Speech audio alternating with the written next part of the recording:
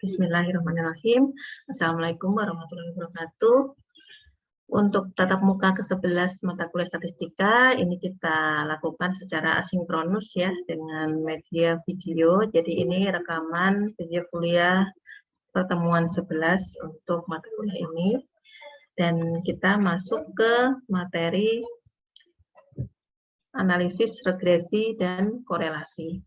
Nah, kenapa kita mempelajari analisis korelasi dan regresi ini? Jadi, banyak para analisis statistika, termasuk para peneliti ataupun mahasiswa dan dosen, ingin mengetahui apakah ada hubungan antara dua PU-bah atau lebih.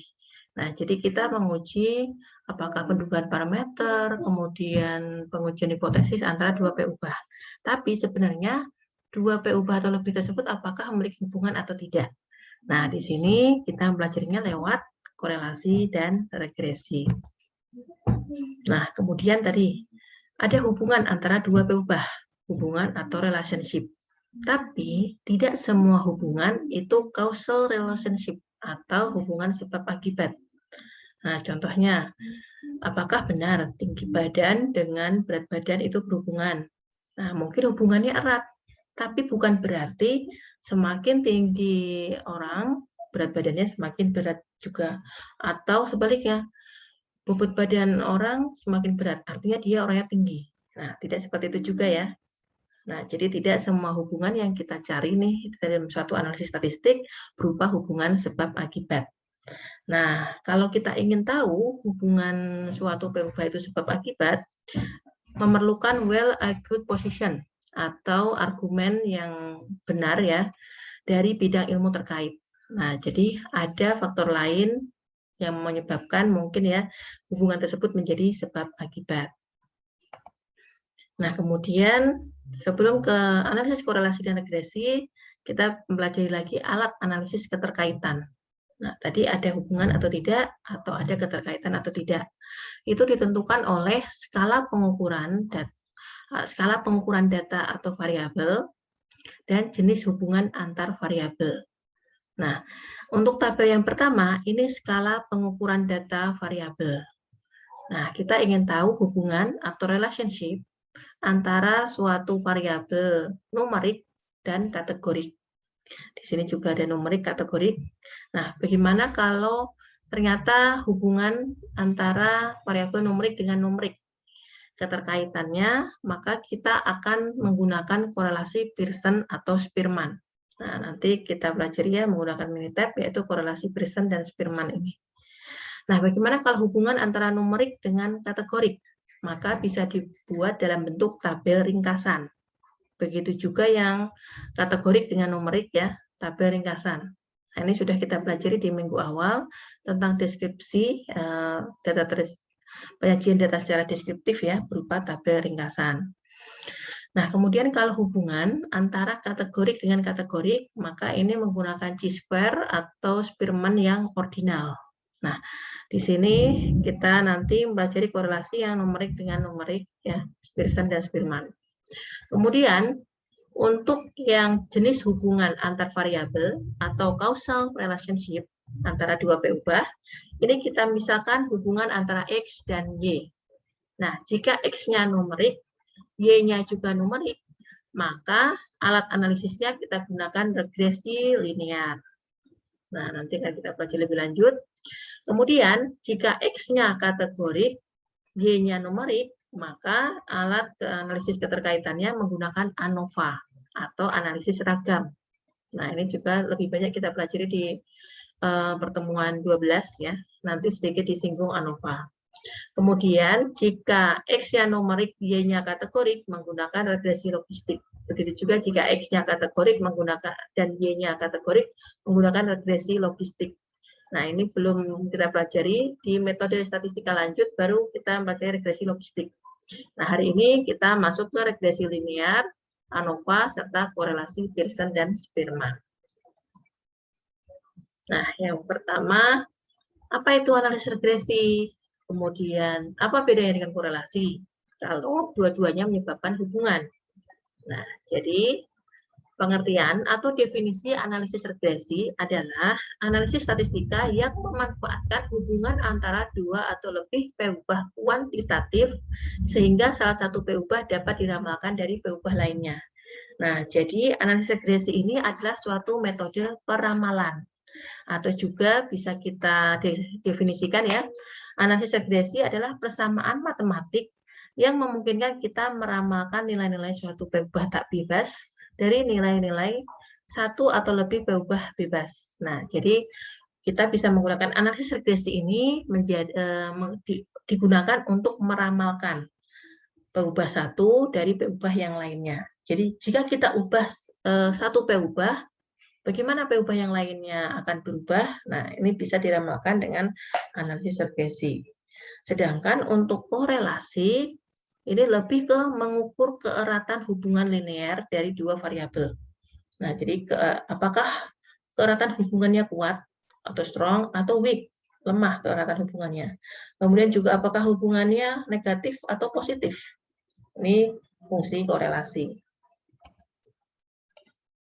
Nah, kita masuk ke korelasi. Ini contoh grafik korelasi jika variabelnya kontinu. Nah, ketika kedua variabel kontinu, baik X dan Y, maka titik-titik peubahnya nanti akan membentuk suatu garis. Nah, titik-titik garis yang mengarah ke kanan, ini adalah korelasi antara dua peubah ya, atau dua variabel yang kontinu. Nah, kalau ke kanan, ini artinya keeratan hubungannya positif dan kuat.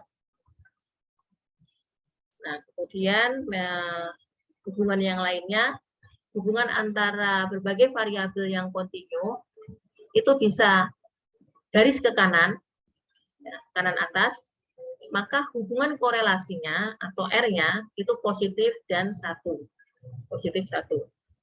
Nah, bagaimana kalau malah menjadi grafik kurva normal nih, dari positif, ya. Kemudian kalau ke kiri negatif, maka korelasinya menjadi 0. Awalnya dia positif, kemudian negatif. Kemudian naik turun, positif, negatif. R-nya juga akan 0, atau korelasinya 0. Artinya lemah ya korelasinya. Atau ternyata peubahnya membentuk titik-titik yang tidak beraturan, sehingga malah tidak membentuk garis. Ini juga korelasinya menjadi 0. Nah, di sini korelasi atau hubungan yang kuat, ini yang grafik nomor 1.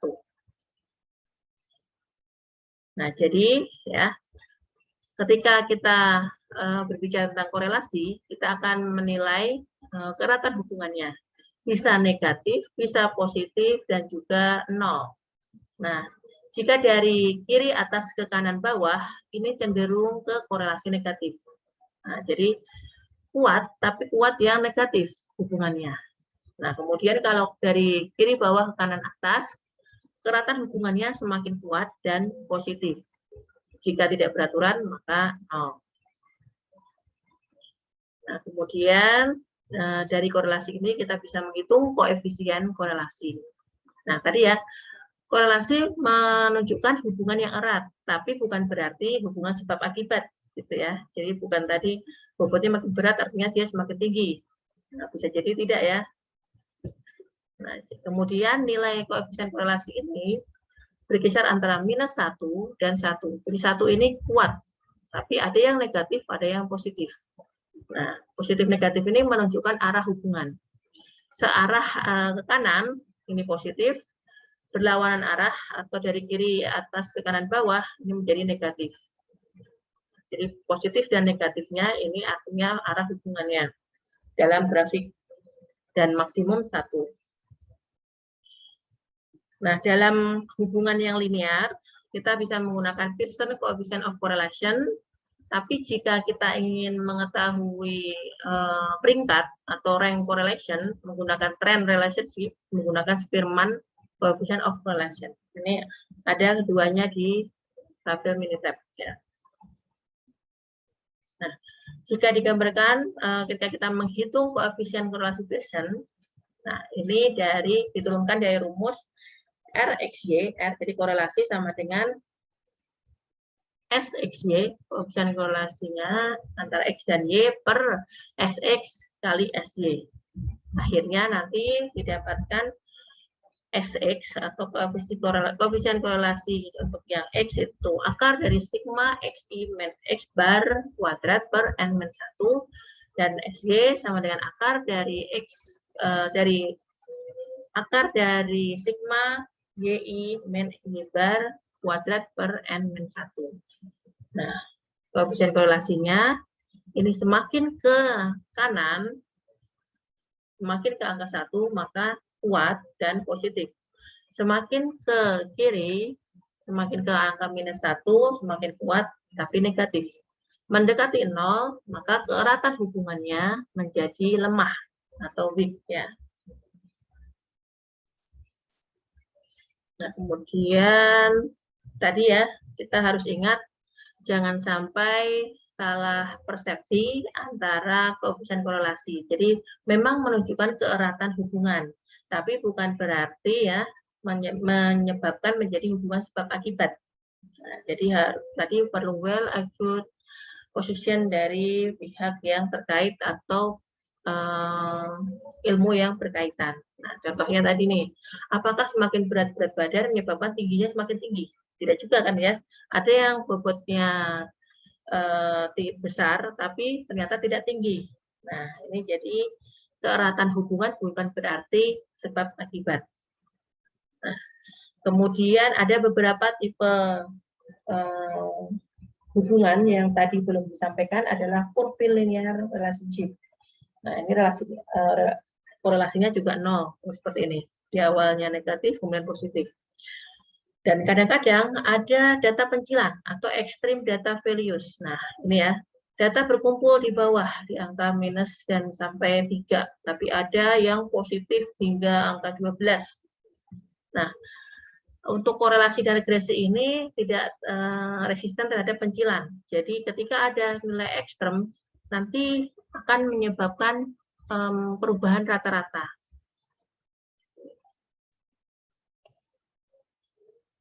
Nah, untuk regresi sendiri ya, kita akan mempelajari regresi linear, artinya linear dalam parameter atau hubungannya lurus ya, linear dalam parameter, dan yang ada dibagi menjadi 2, yaitu sederhana dan berganda. Nah, yang kita pelajari adalah regresi linear sederhana, jadi hanya satu peubah penjelas. Nah, biasanya disimbolkan kalau dulu waktu SMA teman-teman belajar Y sama dengan A plus BX. Nah, jadi nilai Y nanti akan terpengaruh oleh satu nilai X tadi ya, BX tadi. Jadi respon nanti akan tergantung dari prediktor yang satu peubah saja. Nah, ada juga yang berganda. Contohnya Y sama dengan A plus BX plus Y sama dengan A plus BX plus CX kuadrat. Nah, artinya di sini akan lebih dari satu peubah penjelas. Nah, jadi tadi regresi linear, kita ingin mengetahui hubungan dari suatu parameter. Nah, hubungan parameter, ada yang hubungannya lurus atau linear, ada yang tidak, atau non-linear. Nah, jika non-linear, maka analisis atau alat analisisnya menggunakan regresi non-linear. Ini di metode statistika lanjut juga. Kalau yang linear, nah ini yang akan kita pelajari, regresi linear. Dalam regresi linear ada peubah-peubah penjelas yang akan mengubah nilai Y atau respon. Nah, yang mengubah nilai Y, apakah hanya satu atau lebih dari satu? Jika satu, maka kita sebut simple linear regression atau regresi linear sederhana. Tapi kalau peubah penjelasnya lebih dari satu, maka menjadi regresi linear multiple atau berganda. Ya. Nah, yang kita pelajari adalah simple linear regression. Nah, seperti apa kurva simple linear regression? Ini sering teman-teman lihat ya. Jadi ada garis X atau sebagai prediktor yang akan mengubah nilai Y atau respon. Nah, jadi prediktor ini adalah peubah yang akan mengubah nilai Y atau respon. Nah, berapa berubahnya? Jadi setiap ada data, dia naik ataupun turun dari kurvanya, ya 1 unit, maka Y-nya nanti akan berubah 1 unit juga. Nah, kalau tadi saya misalkan A plus BX, di sini dimisalkan beta 0 plus beta 1X. Nah, apa itu beta 0 dan beta 1X? Atau kita bisa ubah menjadi A plus BX ya. Kalau mungkin teman-teman waktu SMA seringnya kan menggunakan persamaan regresi Y sama dengan A plus BX. Nah, ini sama saja ya dengan beta 0 plus beta 1X. Nah, di mana beta 0 ini? Nah, beta 0 ini adalah nilai Y ketika X sama dengan 0. Ya, nilai Y ketika X sama dengan 0. Contohnya, Y sama dengan 1 plus 2X. Ini beta 0 ya, tadi ya misalkan. Ini beta 0 plus beta 1X.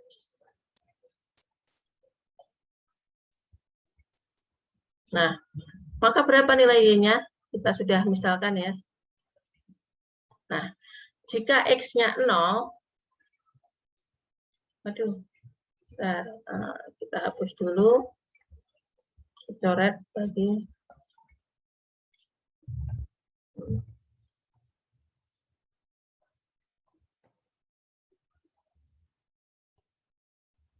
Kita misalkan nilai X-nya adalah 0. Jadi 1 ditambah 2 kali 0. 2 kali 0, 0. Maka Y sama dengan 1. Nah, artinya beta 0 atau nilai A, yang di sini A, ya, adalah nilai Y ketika X sama dengan 0. Ini kan sudah kita ubah X-nya menjadi 0 ya. 2 kali 0 sama dengan 0, maka Y sama dengan 1. Nah, kemudian beta 1 adalah perubahan nilai Y untuk setiap perubahan satu satuan X. Nah, jika kita misalkan tadi X-nya 0, sekarang X-nya 1, maka berapa nilai Y-nya? Y sama dengan, ini kecoret lagi, tidak apa-apa ya. Y sama dengan tadi 1 plus 2X. Contohnya. Nah, X-nya 1. Maka Y sama dengan 1 plus 2 tambah 1. 2 kali 1. 2 kali 1, 2. 1 ditambah 2 sama dengan 3. Nah, ternyata Y berubah setiap kali beta 1 atau di sini nilai X-nya berubah. Ini ya. Jadi beta 0 adalah nilai Y ketika X sama dengan 0. Beta 1 adalah perubahan nilai Y setiap perubahan satu-satuan X. Nah, nanti kita bisa tambahkan lagi. Jika X sama dengan 2, 1 ditambah 2 kali 2, 4, sama dengan 5. Y sama dengan 5, dan seterusnya. Ya. Ini simple linear regression model. Nah, jika nanti datanya kita terus masukkan ya, nilai X-nya tadi dari 1, kemudian 2, 3, 4, 5, dan seterusnya, maka kita akan mendapatkan garis kurva yang bisa kita tarik dari regresi linear ke kanan. Ya, maaf coret dikit ini. Jadi nilainya, jika kita masukkan nilai X-nya negatif, tentu akan negatif juga jika kita teruskan ke kanan kiri ya. Nah, data tersebut nantinya akan mempunyai rata-rata nilai Y atau Y bar. Nah, ternyata ini adalah nilai rata-rata Y bar-nya di sini. Ini baseline model dari regresi linear sederhana. Nah, kemudian kita lanjutkan untuk hubungan antara berubah ini dari analisis regresi. Jadi ada dua, yaitu fungsional atau deterministik dan juga statistik. Nah, untuk fungsional atau deterministik, Y sama dengan Fx, nah di mana kita tinggal masukkan ya, misalnya Y sama dengan 10X. Jika X-nya 1, Y sama dengan 10. Itu saja. Jika Y-nya 2, 20. Dan seterusnya. Nah, kemudian untuk yang stokastik atau statistika stokastik, jangan-jangan pengamatan kita tidak jatuh pas pada kurva. Contohnya pada kasus, apakah ada hubungan IQ dengan prestasi? Nah, jangan-jangan tidak ada hubungan nih, artinya pengamatan tidak jatuh pada kurva. Tadi contohnya, apakah ada hubungan berat dengan tinggi? Nah, jangan-jangan pengamatan tidak jatuh juga. Begitu juga dosis pupuk dan produksi. Nah, untuk statistika regresi linear sederhana, ya, kita bisa membuat modelnya, model statistikanya atau model kurvanya menjadi YI sama dengan beta 0 plus beta 1 XI plus EI. EI ini adalah galat atau error. Ya, error galat. Jadi pada suatu model regresi linear pasti akan ditemukan suatu galat ya atau error, di mana I sama dengan 1, 2, dan seterusnya hingga N. Nah, jadi kalau bisa juga Anda misalkan Y sama dengan A plus BX plus E. Nah, dalam pendugaan terhadap koefisien regresi, di sini kita menggunakan metode kuadrat terkecil, di mana B0 penduga bagi beta 0 dan B1 penduga bagi beta 1. Ini rumusnya untuk mencari B0, yaitu Y bar dikurangi B1 X bar. Nah, bagaimana pengujian terhadap model regresi? Kita bisa menggunakan dua cara, yaitu secara parsial menggunakan uji T, seperti sebelumnya sudah diajarkan, atau bersama pengujiannya menggunakan uji F atau ANOVA. Nah, keduanya ini bisa kita gunakan Minitab untuk mempermudah penghitungan ya. Nah, dalam model yang nanti akan keluar dari Minitab, ya, jadi Minitab nanti akan membentuk model fungsi regresi linear. Nah, kita harus tahu juga R kuadrat atau R square, atau kita sebut juga koefisien determinasi, yaitu berapa persen keragaman Y yang mampu dijelaskan oleh X. Nah, jadi nilai Y nanti kan ada banyak titik yang berubah karena X-nya berubah. Akhirnya terbentuklah model regresi linear. Nah, tapi berapa persen nih keragaman Y yang mampu dijelaskan oleh X? Apakah sampai 100%? Nah, tidak mungkin ya, karena ada galat ya. Nah, jadi semakin tinggi, semakin mendekati 100%, artinya model regresi linearnya semakin bagus. Nah, biasanya 90% hingga 99% lah.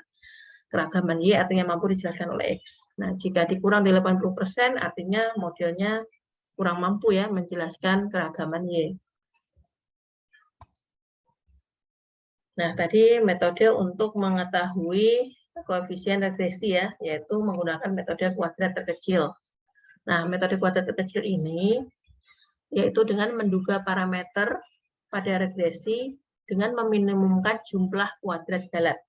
Galat tadi error. Jadi jumlah kuadrat galat semakin kecil, maka kita bisa menentukan koefisien regresi lebih baik. Nah, di mana galatnya? Nah, contohnya ada tadi suatu persamaan regresi linear, yaitu Y sama dengan beta 0 plus beta 1X, berupa garis hijau tua ini ya, memanjang. Nah, tapi bisa jadi garis linearnya masih error atau galat. Nah, jangan-jangan yang warna ungu ini seharusnya fungsinya. Nah, ketika bergeser sedikit, maka fungsi linearnya tentu akan berubah juga kan. Nah, ini kita cari errornya atau galatnya dengan mengkuadratkan jumlah kuadrat galatnya. Nah, ini unknown population relationship, hubungan populasi yang tidak diketahui karena ada galat tadi. Kemudian juga ada keragaman yang dapat dijelaskan dan yang tidak dapat dijelaskan. Nah, jadi dalam suatu fungsi regresi, nah, contohnya ada garis yang terbentuk karena prediktor berubah sehingga responnya menunjukkan titik-titik ini setiap data. Nah, kemudian ini adalah garis Y bar atau rata-rata dari respon. Nah, di manakah keragaman yang dapat dijelaskan? Untuk keragaman yang dapat dijelaskan ini warna hijau, artinya dari rata-rata respon atau rata-rata Y bar, ya, Y bar, sampai ke titik garis yang membentuk fungsi. Ini adalah keragaman yang dapat dijelaskan karena berada di dalam rentang rata-rata dan garis fungsi. Nah, ada yang ternyata dari data tersebut ada yang paling tinggi keragamannya di atas ini. Nah, ini nanti akan menjadi keragaman yang tidak dapat dijelaskan, karena dia berada di luar garis fungsi, dari garis fungsi sampai ke data terakhir nih. Nah, nanti kita akan hitung dalam ANOVA, ya, keragaman yang dapat dijelaskan dan yang tidak dapat dijelaskan. Nah, contohnya ini ada data percobaan dalam bidang lingkungan. Nah, soalnya adalah apakah semakin tua mobil, semakin besar juga emisi HC atau asam karbon yang dihasilkan. Nah, untuk mengujinya diambil contoh 10 mobil secara acak. Kemudian dicatat jarak tempuh yang sudah dijalani mobil dalam 1000 km dan diukur emisi asam karbonnya dalam ppm. Nah, akhirnya terbentuk data ini. Contohnya, jarak 31.000 km, emisinya 553 ppm. Kemudian jarak 38.000 km, emisinya 590 ppm, dan seterusnya hingga jarak 99.000 km, ternyata emisi HC-nya 960 ppm. Nah, data ini kita masukkan ke Minitab, ya, jarak dan emisi ini. Nah, Minitab nanti akan membuat fungsi regresi linearnya. Dan ini adalah fungsi regresi linear hasil Minitab. Y sebagai emisi, ya, Y respon sebagai emisi, X-nya adalah jarak. Maka Y sama dengan 382 plus 5,39 X. Jadi model regresi linearnya yaitu Y sama dengan 382 plus 5,39 X. Nah, kita lihat output Minitab-nya nanti. Ini juga grafik ini akan muncul ketika kita masukkan ke Minitab. Plot-plot emisi, ya, dengan jarak tempuh. Hingga akhirnya bisa dibentuk suatu garis fungsi linear sederhana. Nah, ini adalah output regresi Minitab-nya. Nah, dalam output regresi Minitab nanti langsung akan muncul nih. The regression equation is, jadi fungsi regresinya adalah emisi sama dengan 382 plus 5,39 jarak. Nah, di sini sampaikan prediktornya adalah jarak, kemudian di sini diketahui bahan bakunya 42,01 R square. Nah, ini tadi koefisien determinasi atau R kuadrat, R square. Ini ada R square adjektif. Jadi keragaman determinasinya antara 89,1% hingga 90,3%. Artinya, keragaman Y dapat dijelaskan oleh X sebesar 90,3% ini. Nah, artinya sudah bagus ya fungsi dari regresi linear ini. Karena R square-nya tinggi nih, lebih dari 90%. Kemudian yang di bawah ini adalah analisis of variance atau analisis ragam. Tadi kita singkat menjadi ANOVA. Nah, dalam ANOVA kita nanti melihat nilai regresi, error atau galat, kemudian dicari derajat bebas, jumlah kuadratnya. Tadi ya, untuk mengetahui koefisien regresi kita mengkuadratkan galat. Nah, ini jumlah kuadrat galat, ini kuadrat tengah, nilai F, dan nilai P. Ini kan bahasa Inggrisnya ya. SS ini sum of square, jadi jumlah kuadrat, MS middle square, kuadrat tengah.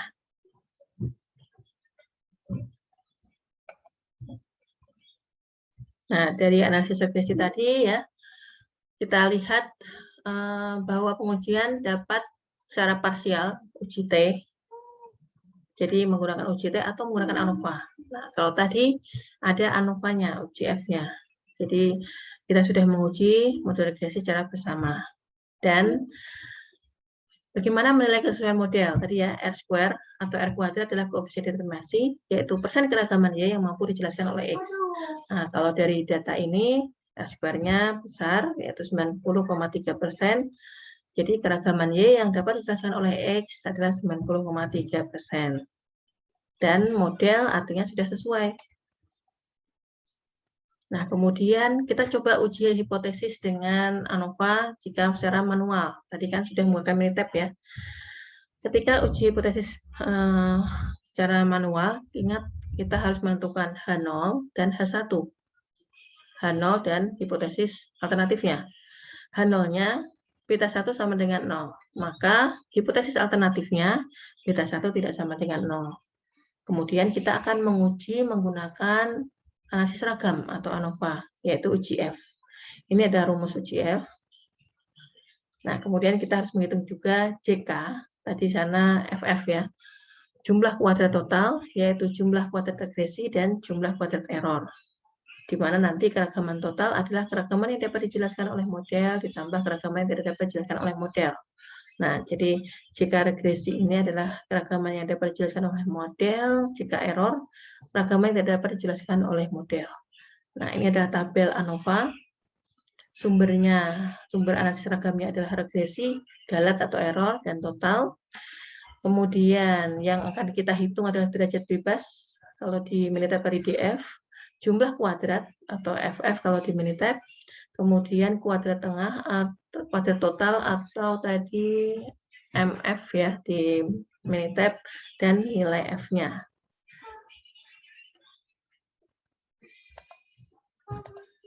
Nah, ini ya, ini analisis ragamnya. Di FSS, MS, nilai F, dan nilai P. Nah, kemudian kita uji hipotesis yang parsial, coba yang parsial. Statistik ujinya menggunakan ini tidak perlu dihafalkan ya. Teman-teman bisa langsung menggunakan Minitab, uji T.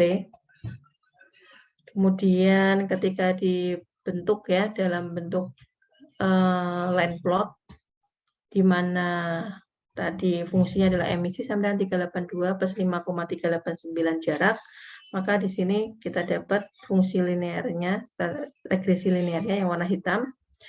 Nah, kemudian ada warna merah dan juga warna hijau. Yang hitam adalah regresi, yang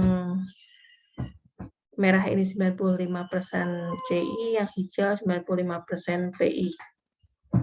Yang CI ini ketika keragamannya dibentuk sekitar 90% ya, jadi antara ini merah dua ini, tapi jika keragamannya lebih banyak lagi maka yang warna hijau datanya bisa melebar, tapi di sini datanya berada pada 90% R² ya, hanya satu saja yang di luar. Nah, ini kita ke tahap akhir.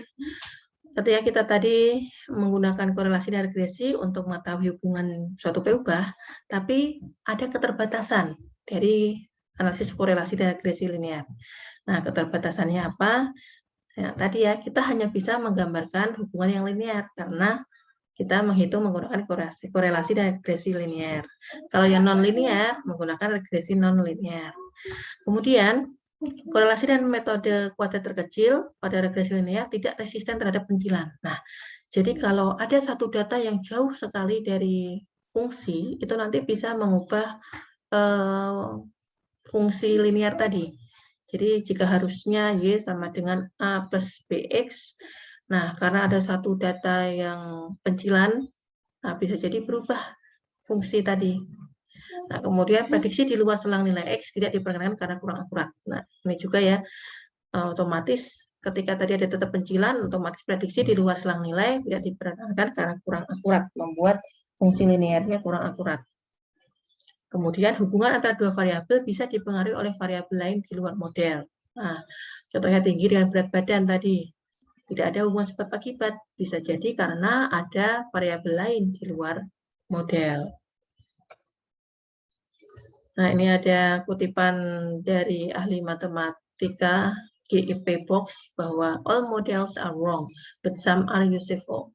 Nah, jadi model linear tadi kita perkirakan dari data yang sudah masuk. Nah, bisa jadi semua model itu bisa jadi salah, tapi beberapa bisa dimanfaatkan. Nah, mungkin bisa diresapi artinya. Nah, mungkin itu ya yang bisa saya sampaikan di pertemuan 11. Terima kasih banyak telah menyimak. Jika ada pertanyaan, silahkan komen ataupun japri saya. Saya tutup. Wassalamualaikum warahmatullahi wabarakatuh.